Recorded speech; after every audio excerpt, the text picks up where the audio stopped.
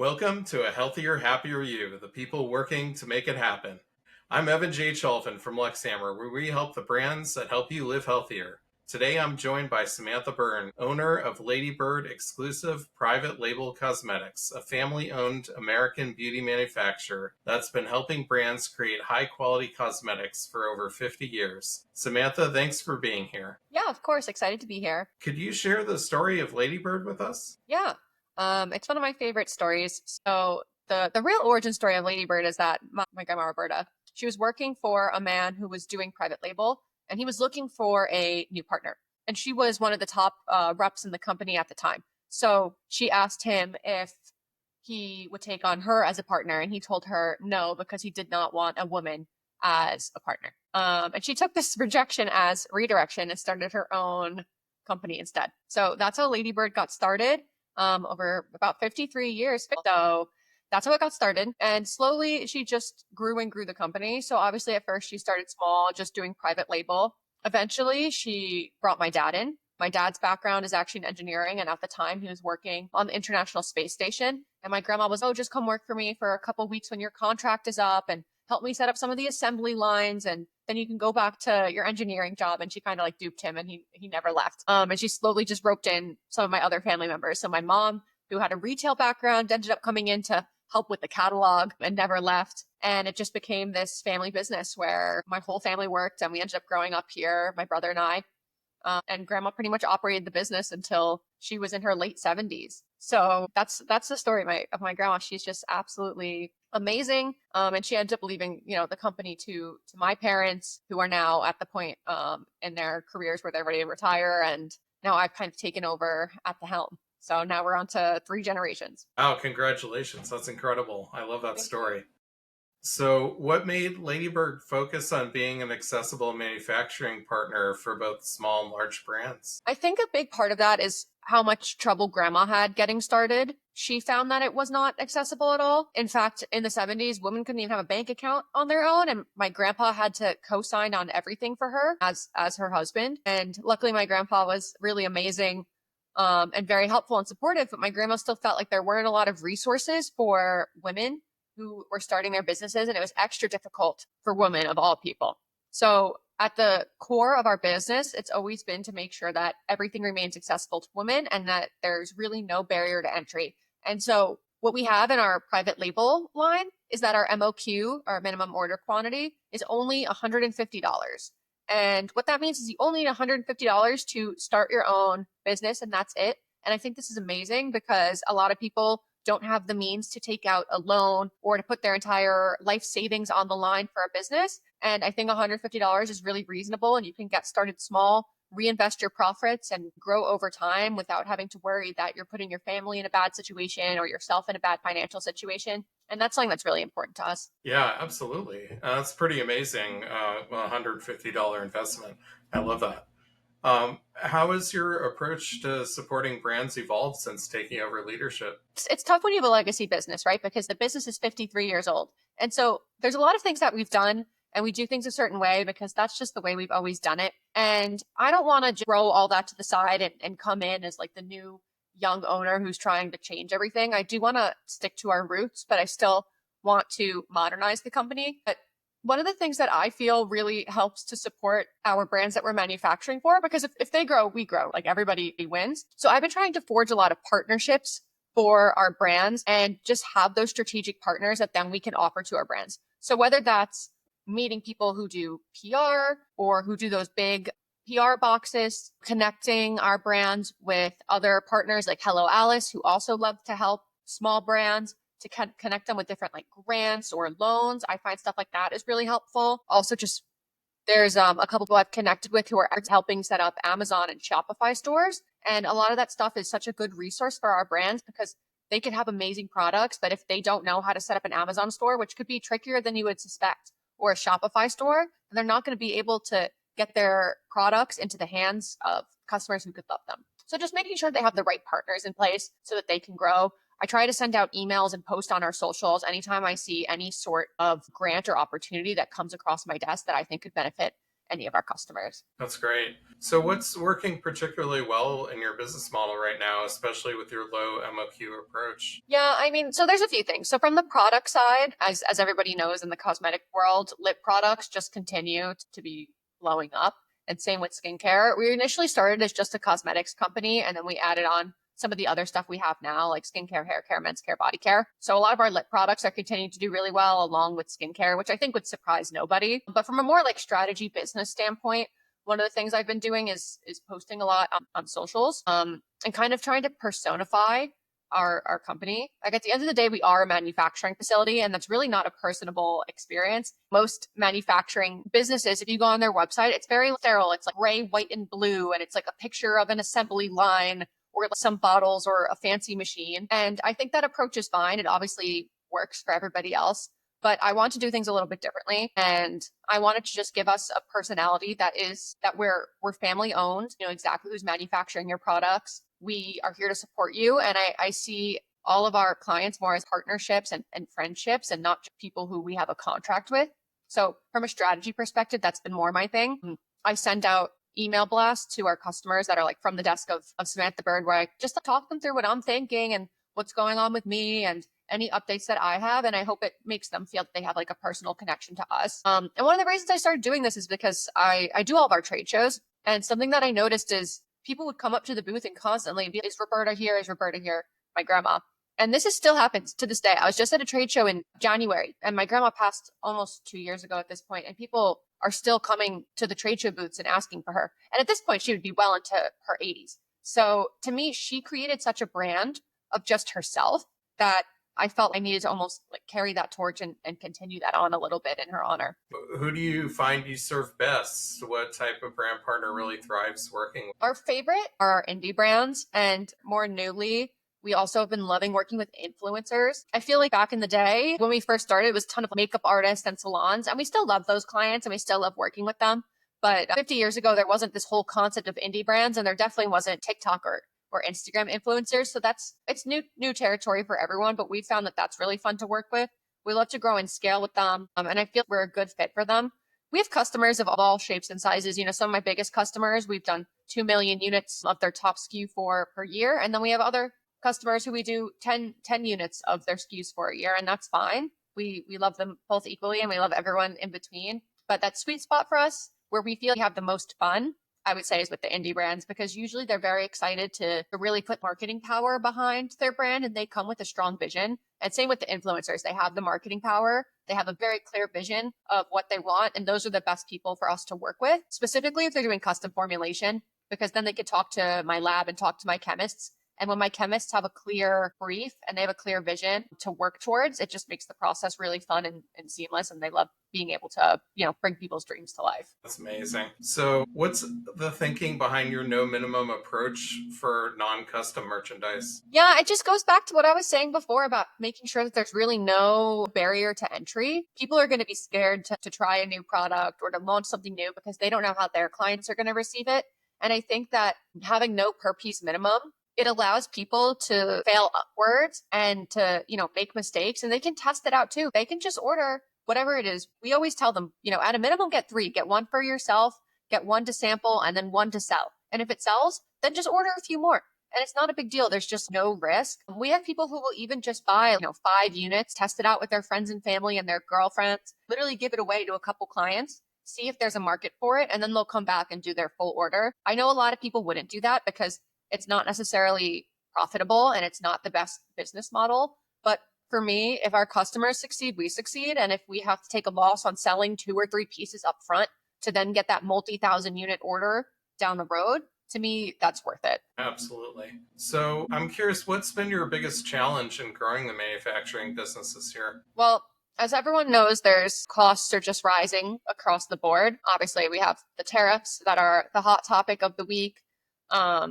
All of everything's just getting more expensive. It's not the best economy in recent memory. So things are just hard from that perspective. And when people see all of their costs rising, they love to come to the manufacturer and get their discount from their manufacturer to try to gain back their profit margin. But the problem is that we're experiencing all the same costs. The electric bills are up, the heating bills are up, the vendor costs are up. So it's really hard for us to maintain the profit margin when people come to us for the price cuts, when the going gets tough. But from a different perspective and from a strategy perspective, the biggest challenge that I'm always facing is just the fact that I'm operating a legacy business. And so we do things, a lot of things, the way we do them are kind of old school, whether that's the systems that we have in place or just the technology. And it's funny because I come from a consulting background where it seems a little bit easier just to do a tech upgrade or just to have everyone on the most high tech software or hardware. And when you have a legacy business, it's actually very difficult to update just because you can't even access certain data, or there's just certain things you don't have, or everything is just like on premise and nothing's on the cloud. And it just makes it very hard to have, APIs with anything from a technology standpoint, or it just makes it very expensive to upgrade anything. So everything's a little bit more expensive than you would expect when you're operating a super old school business. It's just a lot of hands-on manual work to make updates, and of course, change management as well. When you have a lot of tenured employees, they're used to doing things the way they've always been done, and they're doing things the way they've always been done. So long-winded answer, but a couple things for you from the strategy perspective and the customer perspective as well. Yeah, definitely. So what would you tell someone just starting to explore private label beauty manufacturing? Obviously, that I think that we're the best partner for them, and it's nice and risk-free for them to start with us. But I would also just tell them to not be afraid to fail, to dream big, and to not necessarily feel like they have to do all these crazy things and get trademarks and loans and get funding in place just to start. I feel a lot of times people are going for perfection instead of progress. And my biggest motto is always progress, not perfection. We'll have a lot of customers who will design an amazing formula for them, and then everything's put on hold because they're waiting for a trademark, or they're like, oh, we don't have the funding right now. And I always tell them, like, you don't necessarily need the funding. Your first production run does not need to be 20,000 units. Just take the MOQ, start there, and when you do well, reinvest that money, and then we can do the 20,000 unit production run. So I think it's okay to start small, even if you're dreaming big. That's great. So what patterns have you noticed in brands that successfully scale with your services? They're patient. It's very hard to be a overnight viral sensation, and everyone sees the viral sensations because that's what's pushed to us on, TikTok and on Instagram. And so everyone thinks that it's going to be easy to be the next viral sensation. But I have a couple customers who have been those viral sensations, and it seems like they were this overnight success, and they weren't. They were already our customer for 10, 12 years, and then they finally took off. So I just think that patience is key, and to not believe everything you see on the internet. So how do you help brands transition from stock products to custom formulations? Yeah, so if you're going to do custom, the MOQs are higher because we're making you something custom and you are expected to take the entire batch. However, with that being said, our minimums for custom are also the lowest in the industry. So one of the things that we do that's really special is most manufacturers, you have what's called a pilot batching system, where you would make a small scale manufacturing run before scaling up into the big equipment. But we're actually happy to use the pilot batching system for your full scale production run if you don't have the means to take a full scale production run yet. So this allows us to offer custom formulations as small as 6 kilograms, assuming it's a one phase type of product. So we still are able to offer low MOQs. So I think that's a really great option. So again, you're not going to be suckered into taking 10, 15, 20,000 units. Sometimes you might just have to take 1,000, which is still a lot for someone who's starting out. But in terms of making, a custom formula, having to just take 1,000 units, for example, is extremely low. So I think that's another great way that you can, another great way that we kind of take away the barrier to entry of moving over. We like to call it graduating from private label to contract manufacturing. That's really smart. So what makes it difficult to stand out in the contract manufacturing space? There are a lot of contract manufacturers. I would say the biggest thing for us is that we're not the cheapest. And I'm never going to pretend that we're the cheapest. I'm never going to pretend that you're going to get the best price from us. If you want, a really good price, your best bet is to go overseas. So I think for us, that's the toughest thing. However, with that being said, yes, our prices are more, but I think there's something to be said for the sustainability of it all. When I think about sustainability, I like to think about labor sustainability. And for me, we're in New York. My minimum wage is pretty high, and most of my factory workers have been working for us since I was a kid. And so therefore they're not making minimum wage. They've been getting their annual raises, and they're good to us, and they're like family to us. And so we pay them like they are. But obviously labor is the most expensive part of our costs. But I think that's something that brands they should think about that too. When they're thinking about sustainability, they should really think about it. The labor who's making their products are being paid in a way that is sustainable for them to literally sustain life and be able to support their families. So that's something that we're proud of. And I always let people know we're not the cheapest option. We're made in the USA, and we have a really great team in our factory, but it comes at a cost. And so for some people, it's not worth it. They only really care about the price and the profit margins. But to me, I think that you can sell your products at a premium if they're made in New York and they're made with sustainable labor. So that's kind of my take on it. Yeah, absolutely. How do you approach innovation and formulations for 2025? Innovation is interesting when it comes to our business because it's a question that I get a lot. So it's a two-pronged answer. So one is that in our private label line, we're really not trying to innovate. We're just trying to have all the basics. We're trying to have the eyeshadows, mascaras, blushes, bronzers, lip glosses. It's not trying to be anything crazy. It's just trying to be something that someone who's trying to start a business who wants to sell something, they're going to find everything they need there, one of everything and one good formula for everything. So the private label line is not necessarily trying to be innovative. When it comes to custom formulation, obviously that's where we can get more innovative.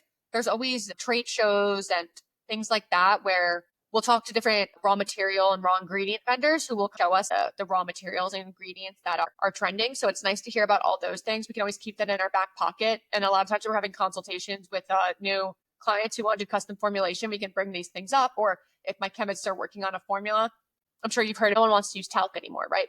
Which is easier said than done because talc is a very primary ingredient in a lot of powders. So maybe that innovation is just us knowing about a really good talc alternative that performs similar that we can then offer to our clients. Sometimes that's the innovation.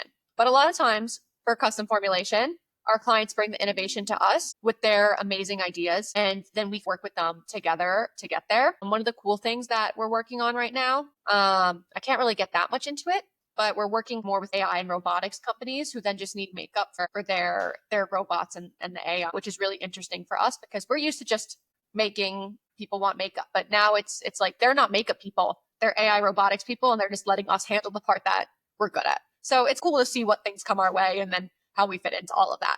So, how are you helping smaller brands compete with larger beauty companies? I don't really look at it like that. I kind of see it as everyone has their niche. And that's how I look at my business too, right? There's these huge contract manufacturers in Italy, like Intercos and Cosmax and things like that. And I don't try to compete with them. The Patrick Tas of the world and the Makeup by Mario's of the world, as much as I would love to manufacture for them, they're really not my target customer. And that's the approach that I tell my brands to take too. Maybe one day you will be that huge Sephora Ulta brand. And some of my clients are in Ulta and Sephora, and it is amazing. But when they're just starting out, you just have to focus on what makes you unique, because you just trying to rip off things that are already happening in the market, that's not going to propel you to be a Sephora or an Ulta brand. That's just going to propel you to be a Duke brand. And if that's what you're going for, all the power to you. But I think it's about carving out your niche in the market and just having a really strong personal and brand identity. And that's what will set you apart. So, what's your process for helping brands identify which products from your library will resonate with? Yeah, I mean, it can go two ways. Usually they come in knowing what they want. And they describe it to us. And then based off that, we either have it or we can make suggestions or make it custom for them. But a lot of times when we're talking to them, we have just a thing. So it goes back and forth. Every customer we approach a little bit differently. Some need more hands-on help and they really need help with everything. And some people come in with a whole team behind them and we could suggest products till the cows come home, but they don't really care. And they just know what they want and they don't want to be sold to necessarily. And that's fine with us too. So either way. And how are you currently acquiring most of your new brand partners? Trade shows and Instagram, which is really funny. We even gotten a few on TikTok, LinkedIn. We've really moved over to socials, which is something that I've spearheaded. So I'm proud of. But it's nice because I go to trade shows and people will be like, oh, I found you guys on Instagram. So obviously very modern, and I feel like that's not an interesting answer, but that's the truth. That's really cool, actually. I'm curious how you differentiate your service for different types of clients on Instagram or otherwise.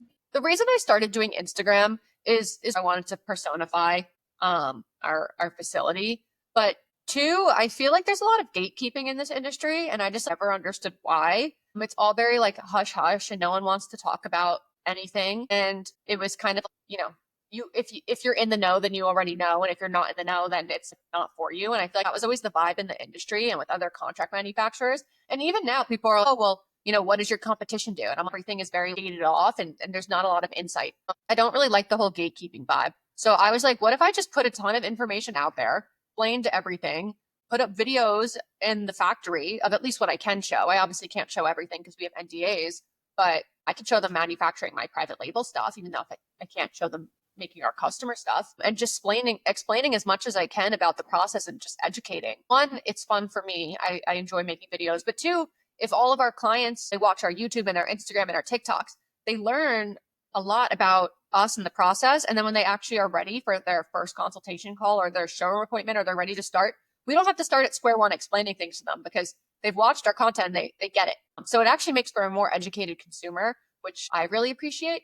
The whole gatekeeping culture I found to be very strange. I still don't know why everything is so hush hush, and I feel it's like a bad vibe. So I'd rather be seen as the friendly neighborhood manufacturer and have people have that level of comfort with us. Like I said, our website's pink. We don't have like a gray and blue website with the black logo that could fit in the box. That's very like cut and dry manufacturing. And that's our personal brand as the friendly neighborhood manufacturer. That's great. Yeah. So what trends are you seeing in the beauty industry that excite you? It's honestly been the same for a few years, and I already mentioned this, but just tons of lip products, which just does not seem to be stopping, which I'm happy about. Lip oils, lip butters, lip serums, and then skincare continues to be big. What I think is cool that I just saw recently is Michaela Nogueira, the big TikTok influencer. She just launched a skin prep line, and I think it was a genius idea because it isn't a new concept, but to have a line that's just dedicated to skin prep is a new concept. And I love that she carved out a niche within a niche and owned it. And I feel now I'm going to have a lot of clients coming wanting to do something similar or adding a skin prep line to their existing brand. Oh, that's really cool. So what changes do you think will impact private label beauty manufacturing most in the next 12 to 18 months? It's an obvious answer, but definitely the tariffs. Like I said, we manufacture everything here, so that's good for us. But I think it'll bring us a lot of business. I think people are going to start moving their business out of overseas. The only problem is that all of the packaging, the components, there's not really anywhere in the States that makes cosmetic packaging and cosmetic components. So those are still going to be imported. So I'm kind of curious to see if someone in the States starts manufacturing that. I think that would be really interesting and that would be a smart business move. Or if people just move the bulk of the manufacturing to a company that is maybe not being a country that's maybe not being tariffed as highly. But no one really seems to know what's exactly going on with the tariffs. So I think everyone's just going to play it day by day. But I think everyone's on high alert and we're all just waiting to see how that shakes out. Yeah, absolutely. So how are you positioning Lady Burd to support the next generation of beauty entrepreneurs? Yeah, it's really a mix of everything that I've said already. So just making sure that we have an up-to-date private label line that always has things that are relevant. So for example, making sure we have a lip butter and a lip oil, whereas like 10 years ago, those weren't even product categories. And then just continuing to make sure that we have the most robust partnership list, just to make sure that if we don't do it, we have a guy. So I just being able to refer out for everything. And if anyone ever asks me for anything, I'd love being able to send them to somebody to be able to help. That's great.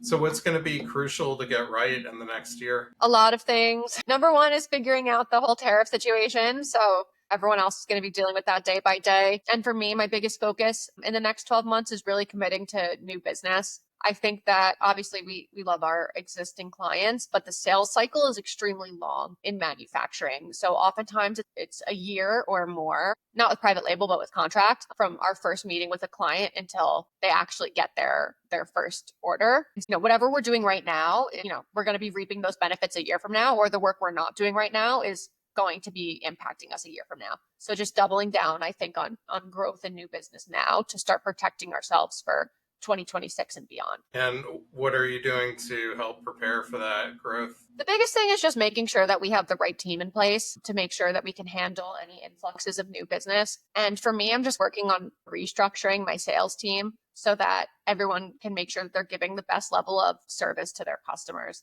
So instead of everyone trying to do everything, just segmenting people into maybe what their specialties are and just having them focus on that so they can make sure that each customer has a great experience instead of one account representative trying to do everything from closing the deal to project managing to fulfillment. Yeah, definitely. So what's your vision for the future of private label beauty manufacturing? For me, right now, we just do cosmetics and beauty. There's something in our industry called OTC, and for the average person, it's like over the counter, but it actually is more medical and drug claims. So for example, in my facility, we can't do OTC manufacturing which means that I can't produce SPFs. I can't produce anything that makes any medical claims. So you can have an amazing product that grows your hair, grows your eyelashes, but you can't actually say that because, you have to get the clinical studies and we're not an OTC facility, so you can't make any medical or drug claims. I would love to eventually, this is maybe a 5, 10-year, 15-year plan. I would love to have an OTC facility as well,